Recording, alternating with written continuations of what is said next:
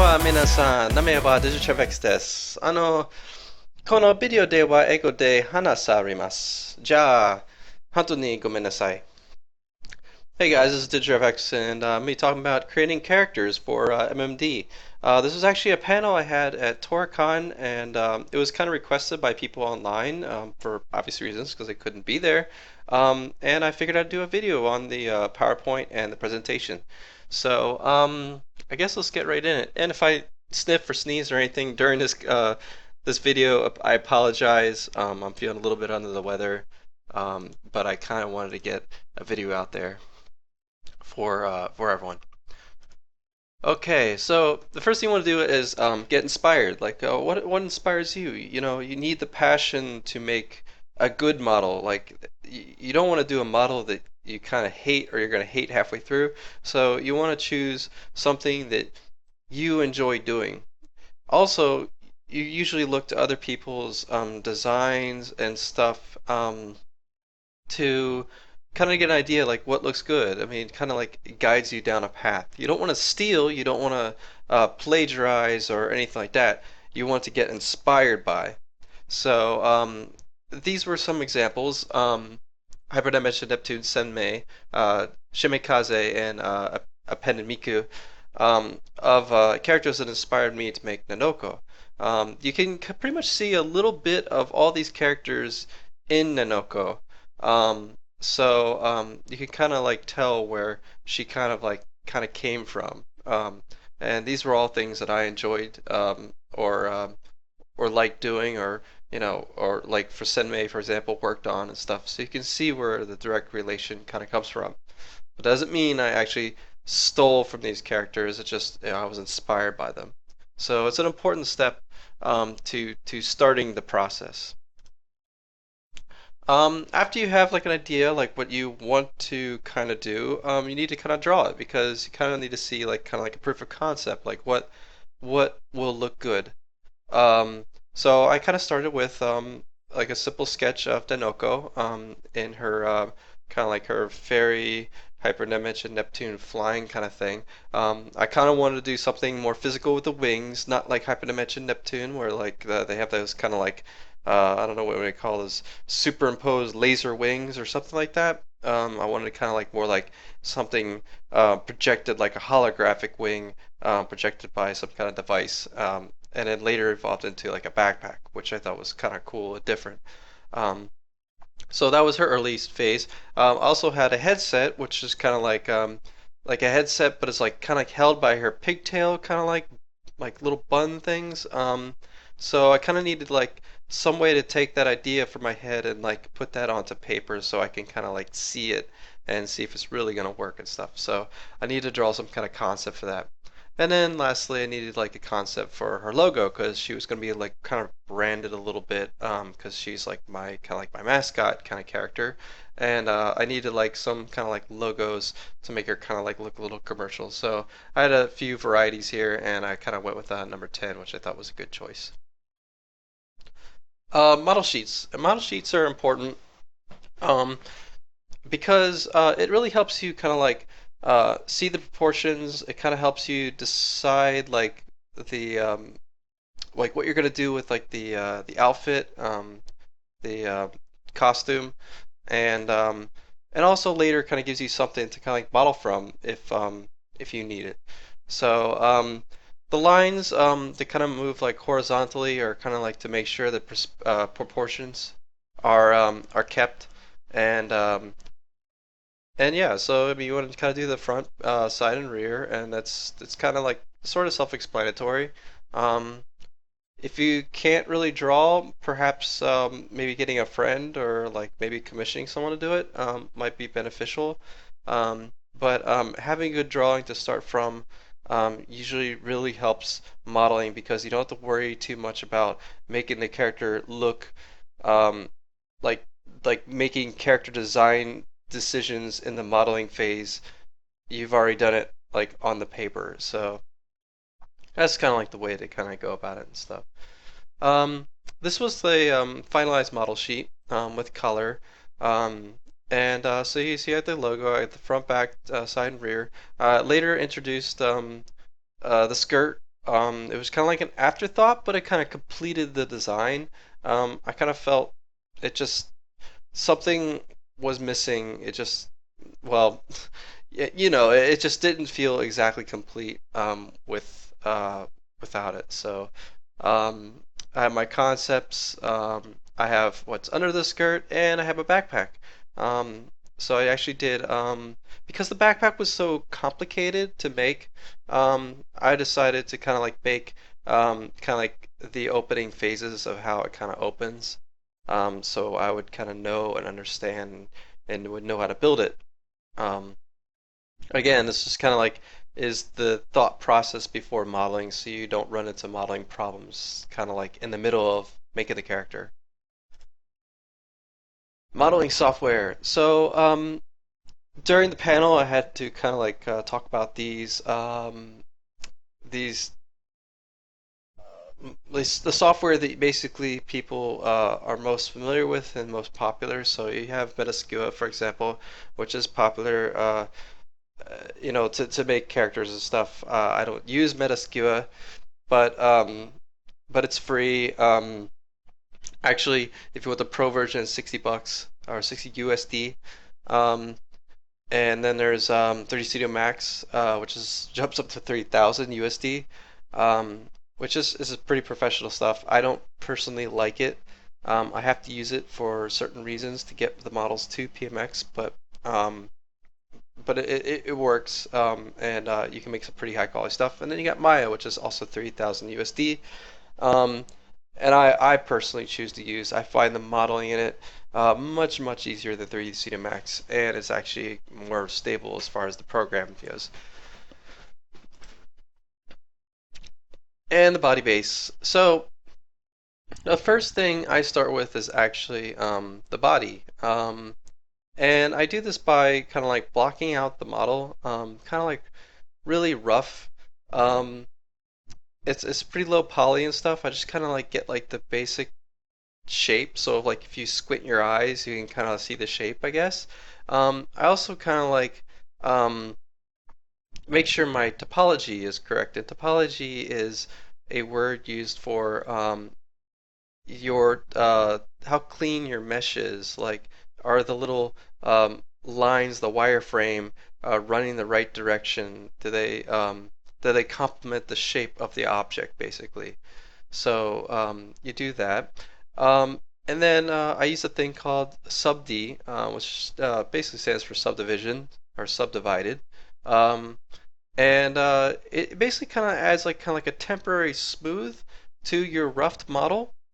And the cool thing is you can still manipulate the model either in subd version or you can toggle back to the blocked out version and make edits.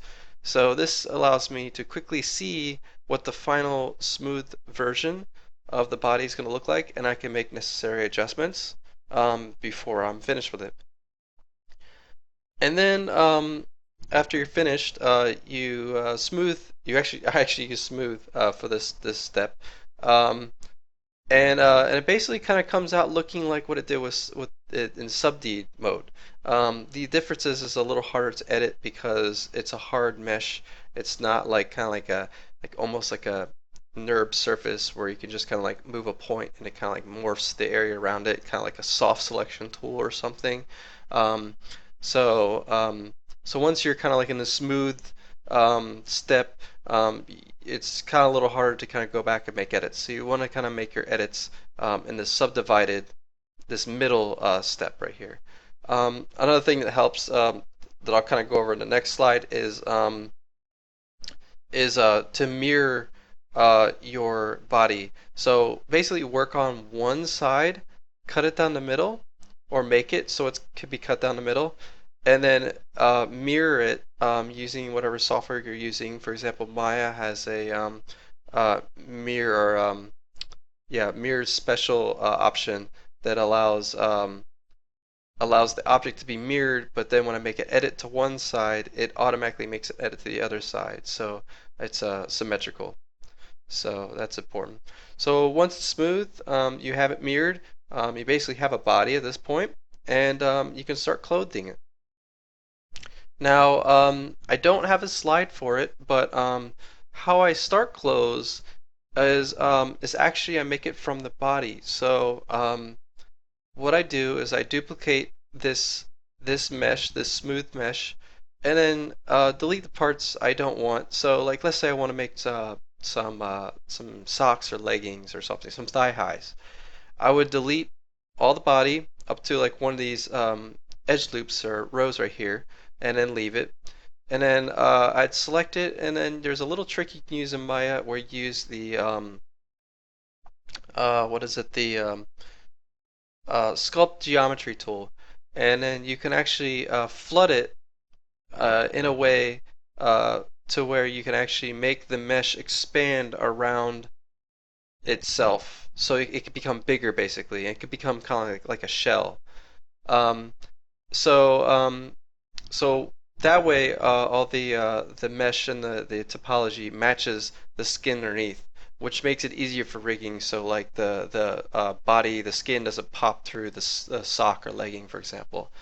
Um, and then from there, I can make edits to it if I need to, or whatever I need to do. But the cool thing is now I have a layer of geometry that fits perfectly around the body that is just above the skin, kind of like a shell around it, for me to work with. And the same goes with clothes. Like her top and her bodysuit and stuff. Her skirt was actually made separately because it was so different from the body. But yeah, I really often do start with the body. I just duplicate the body and go from there. Face modeling. So I often start with actually a primitive sphere, and then I subdivide it. I cut it down the middle, just like the body, and do the mirroring thing so I could see the other side being worked on when I'm working on one side. Like I said, it cuts the work time in half and speeds up the modeling and keeps things nice and symmetrical.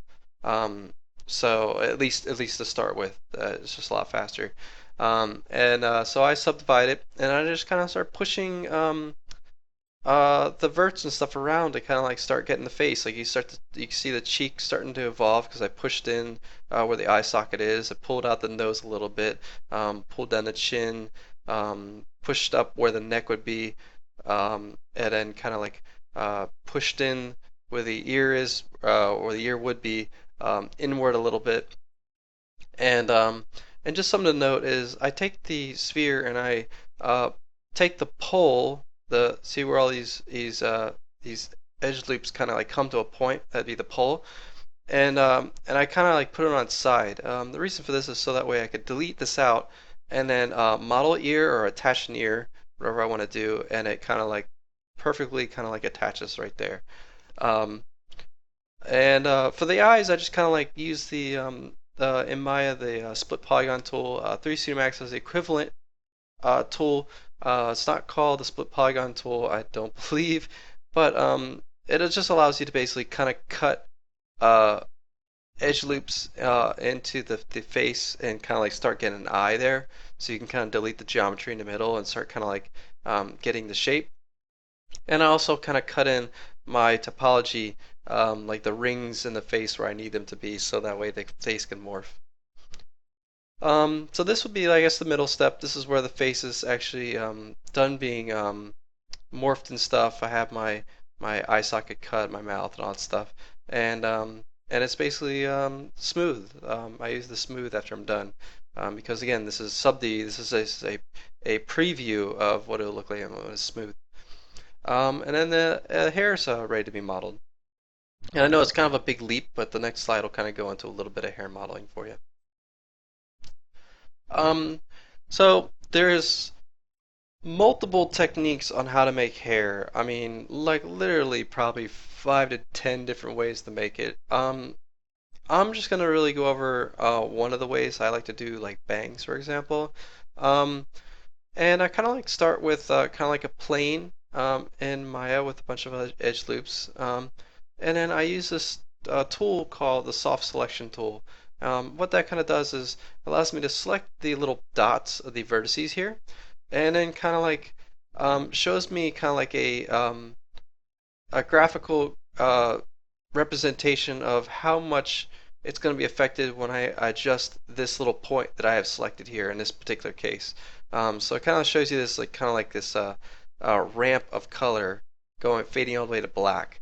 And so like when I move this little point, it's going to kind of move all these vertices in proximity to this point I have selected, and it's going to kind of like make a like a bow effect down here when I get to that point. So, but in this case, I had to use that tool to take the square kind of like plane and kind of taper it to a point, and so that's why I use that kind of tool for that. Then I kind of select uh, the oh my gosh, words. What are words? um, the uh, the edge here and kind of like lifted it to kind of like get a three-dimensional shape out of my kind of like my paper kind of flat like little plane here. So so I just kind of lifted that, and then like I said, I used the soft selection tool to kind of like make that bow.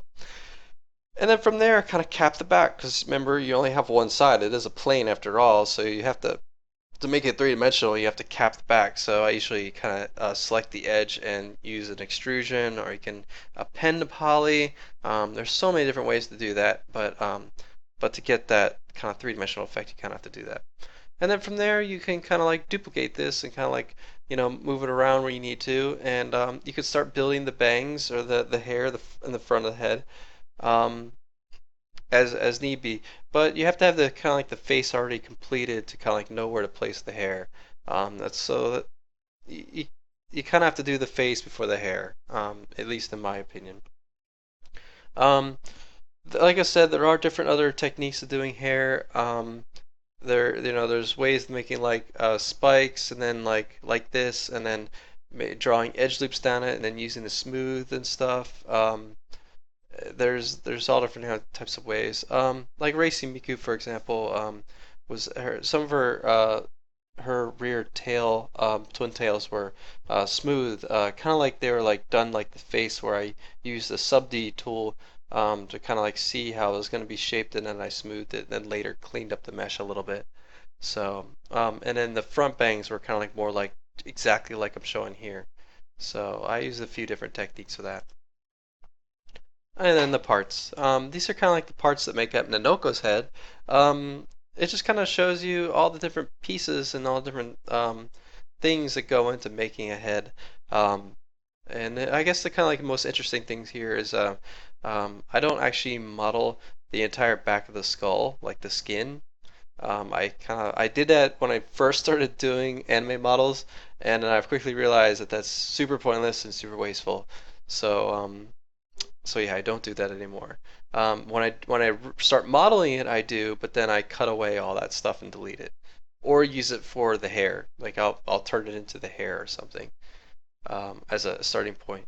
The other interesting thing here is the eyes are cut out, but the whites of the eyes aren't actually physically I guess convex. They're actually concave, meaning they're kind of like inversed or inverted pockets that sit behind the eye socket.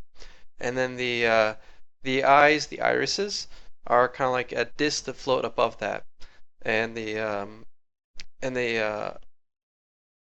again, words. What are words today? Are basically the highlights sit above the irises, and that's just basically to achieve the anime kind of like 2D effect. So so yeah, I mean it's kind of important. And I'm being bugged by Sketchy.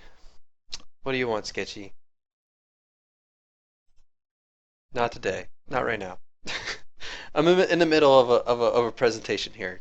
So this is the completed model, and this is probably in clay form. I kind of feel that's sort of important to kind of like look at it while it's in clay form, because you kind of see the like the shape of things and stuff to kind of like analyze like is it good to go and stuff before you start coloring it or what do you want to do. But but I also do actually add color to the model as I'm making it using shaders and Maya. Basically, it's just colored polys. It's not actually textured. It's just colored geometry, and it's just kind of like a way to kind of like see how it's coming together as you're making it.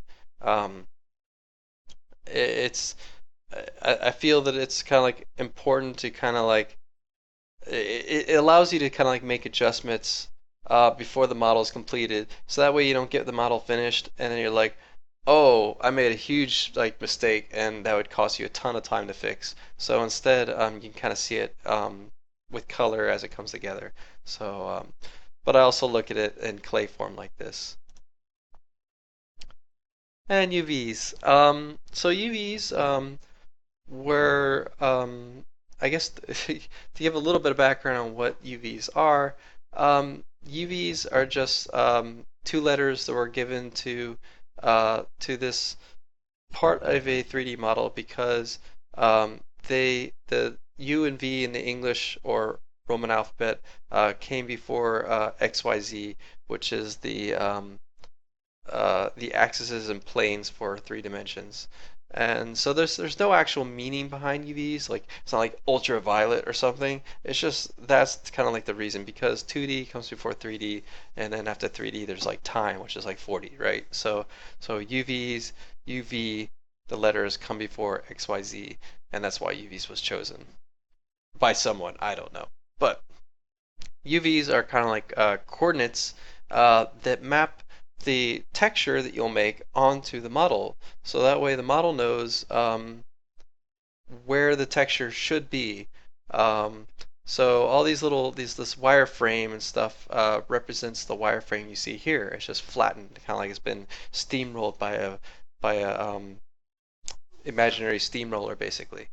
Um, Now I do use UV software called UV Layout Pro. It's an external uh, uh, piece of software, but also has like a plugin for Maya, which is kind of cool. So I can send the model quickly to it, do my thing, and then send it back. And what it does is it kind of like pelts it, kind of like I can cut the model up in 3D space, which is super cool. And then it uses this little engine to kind of like flatten out the model for me or the pieces I cut up. But then I have to arrange them into a puzzle like this, and this can actually take a few hours because you really don't want to waste a ton of space because all this wasted space is parts of the texture that's never going to be used. So it's best to use up as much of the space as you can, and it does have to fit into a square usually. For MMD, it's a little forgiving, but like for a video game engine, it has to be a perfect square because that's what the video game engine needs. So once you have your UVs, you can make a thing called ambient occlusion. And ambient occlusion is kind of like the best way to explain it is, I guess, like looking like if you have a white like a room you're sitting in, it's like white colored, I guess. Look into the corner of the room, like the ceiling, like the corner. You'll notice like kind of like darker in the corner. That's because the light is actually being trapped and collected. And ambient occlusion is kind of like simulating that using calculations in the software that kind of like figures out where to kind of like make shadow kind of like collect. And what it does is it spits out kind of like a texture map, like a black and white kind of like texture map that is based on how you laid out the UVs in the previous step. So you'll kind of like if you remember that last slide, how like you can kind of see the shape of things based on that kind of like that wireframe I showed you.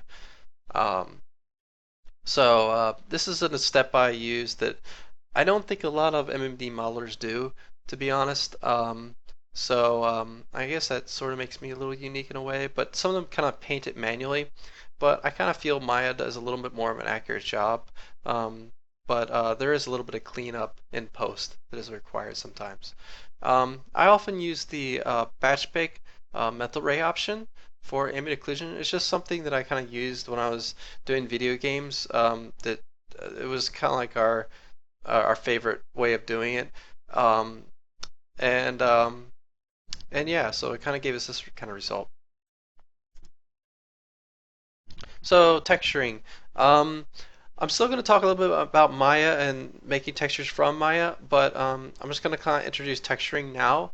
Um, so the my favorite tools that I like to use are Paint Tool Sci. It's just such an awesome tool. It's pretty cheap too. For like 60 bucks, you can have it. At least one license for it. That sucks because I have multiple computers and I have to move the license around whenever I have to like go out of town. But it's still really cheap and super awesome software, and it makes such great illustrated looking kind of like texture maps, or or people use it for full illustrations. In fact, professionally too. Photoshop, obviously, you can. Photoshop is pretty expensive. I think it's like 600 to 700 bucks or something now, made by Adobe. Or you can actually get this kind of like this little cloud license I hear that gives you the entire suite for like um, something like 12 bucks a month or something, which is really cool. And then there's Mudbox, which not a lot of people use. It's kind of like a 3D sculpting software, but also lets you kind of like paint um, texture in 2D onto the model physically, kind of like when you airbrush or when you see like those sculptors, like like making models for like Good Smile Company, how they're like airbrushing and painting on it and stuff, for their like rapid prototype or something. It's kind of like that, but in 3D, so it's kind of cool, and I use it for to kind of help me with complex shading sometimes. Grab a drink here. It's just like panels all over again. um, so transfer maps. What transfer maps are is it basically takes the color or sampled information from one object and transfers it to the other. And the way I use it is I take the color. Remember how I talked about I apply a color to the model as I'm making it using shaders. It's just colored polys. And and I take that color information and I actually bake it or transfer it to a texture to use for the final product. So what I did, or what I do, is, excuse me, what I do is actually explode the model into like kind of like this crazy, um, I guess like almost engineering exploded view, and and then I basically use the transfer maps option in the render part of Maya to kind of like bake out this map and stuff. And the reason why it has to be exploded is because if the parts of the model are touching each other, it will actually grab uh, those parts that touch and put the wrong color onto the model. Like it'll kind of like bleed, I guess, is the best way to explain it. But the cool thing is that it kind of like puts the color exactly where it should be based on those UVs that we made, like at the one of the beginning steps, right?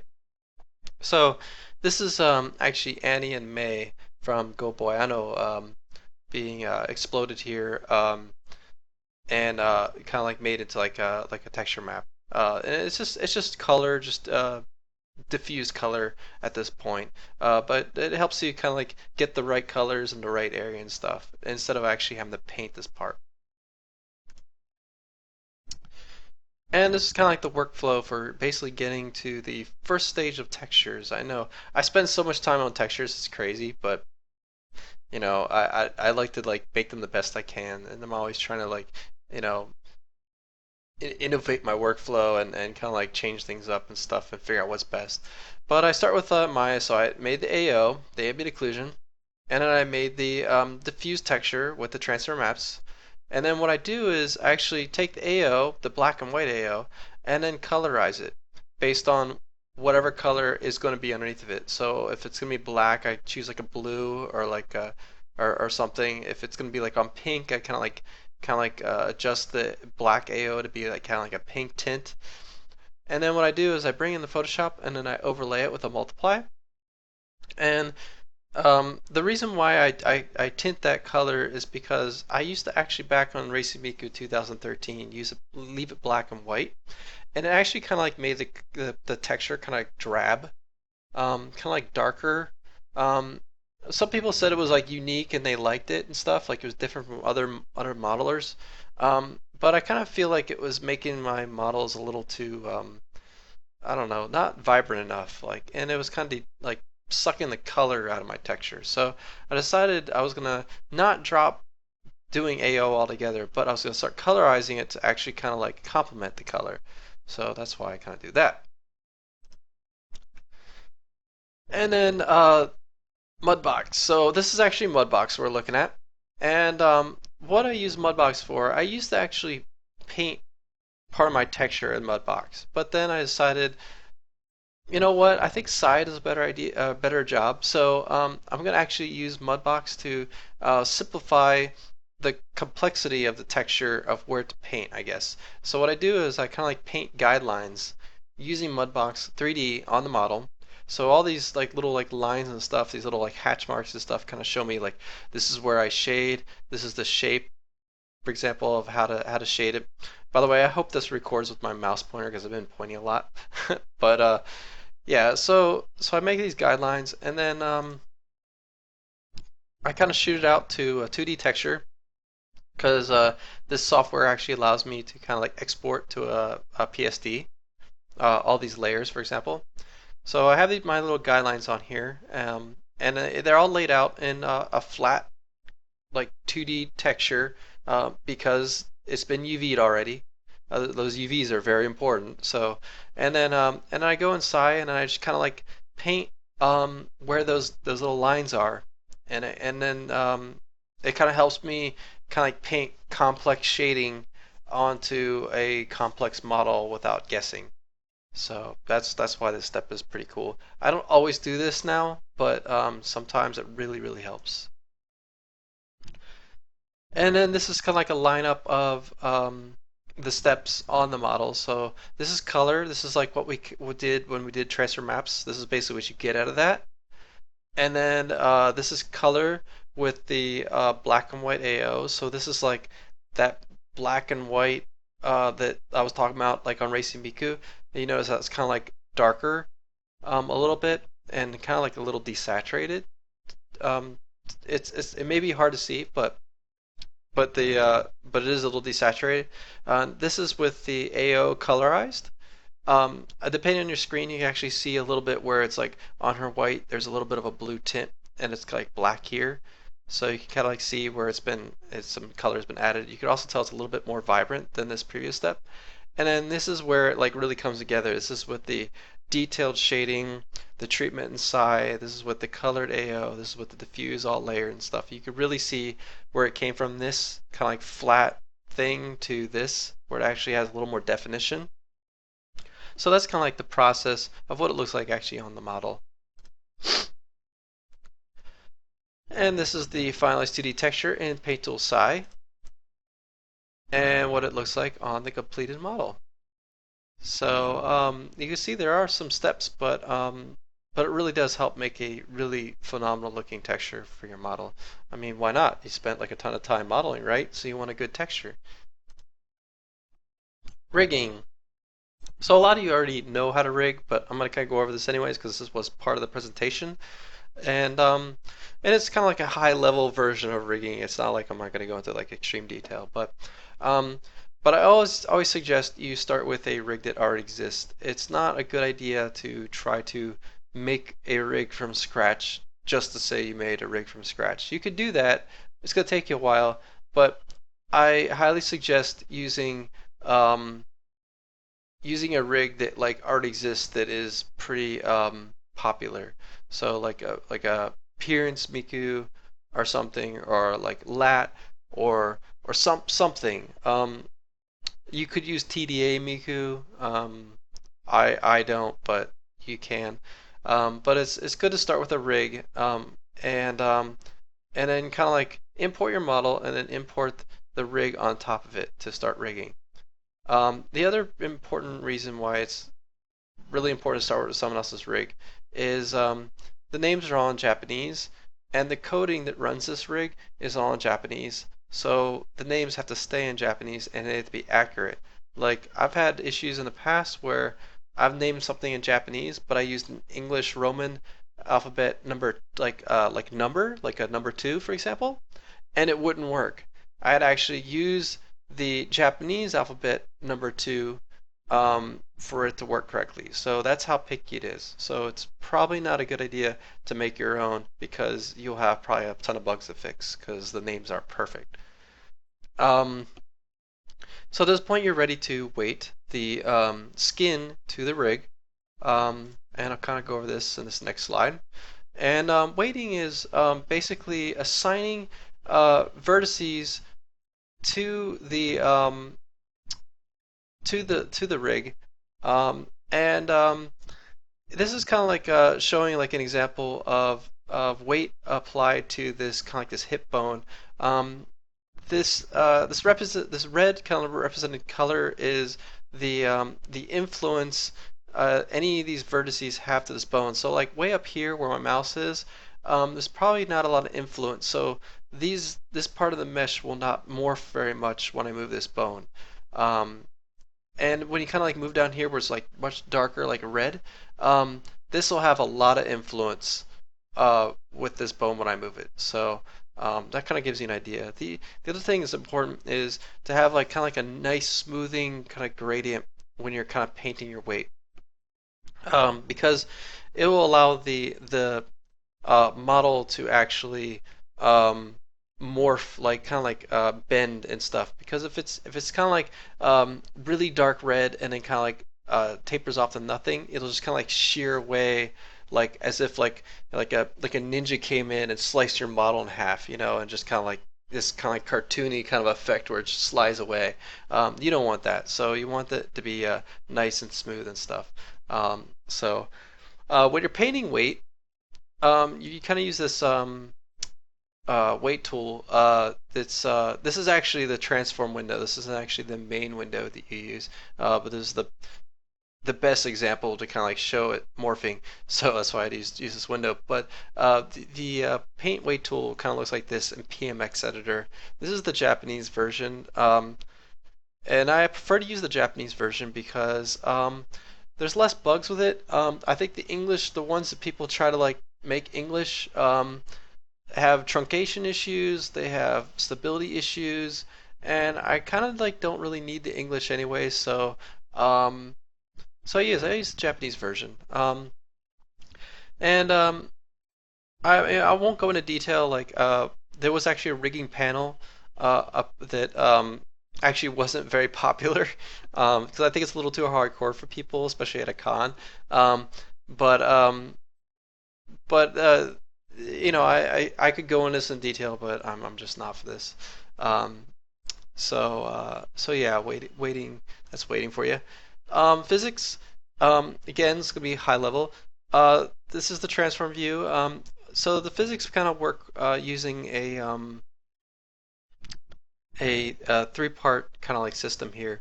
You have these joints, and then you have these kind of like these bones. And actually, you know what? Hold on. Let me shut my window here, because someone's out here mowing the lawn, and it's really distracting. Why do you have to mow the lawn? All right. So physics. Again, this is gonna be a high level talk about physics here, but so the bones, you have the bones, and then you have these colliders, and then you have these joints, and and basically they kind of all work together. Like you need the joints to kind of like hold the physics bodies to the bones, and it's kind of like a really complicated system, and you really have to mess with it. I have some tutorials on how to kind of like start with physics from scratch. It kind of gives you like an idea like how this stuff works, and that's probably the best thing I can give you to get you started with that instead of explaining it to you like with like an image here in front of me.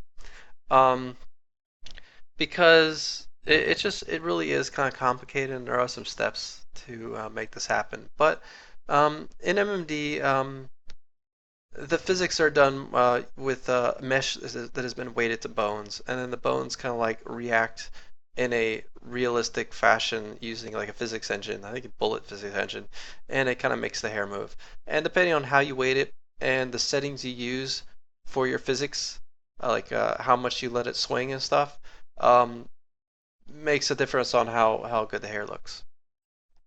This is the physics joint tab over here, and this kind of shows you basically the interface you're given when you're working with just the joints. Again, there's three parts to this system. There's the bones, the joints, and the physics bodies, which are these kind of like these wireframe kind of pill-shaped kind of things that I have here in front of me. Um, excuse me. And all these numbers are like X, Y, and Z rotational kind of like limits. So this is like positive X, negative X, or no, negative X, negative Y, and negative Z, and positive Z. So if I put a number in here, it kind of limits the angle in which it could swing out basically. So that kind of gives you an idea like what this panel is kind of like for. These are all the physics that were used for Nanoko, for example, including bangs, rear hair, little kind of like tufts of hair and stuff, and of course the opie. So that's physics for you at high level. Expression morphs. Um, what I do for expressions these days is I actually make my morphs. They're called morphs in Maya. So it's basically the shape of the face.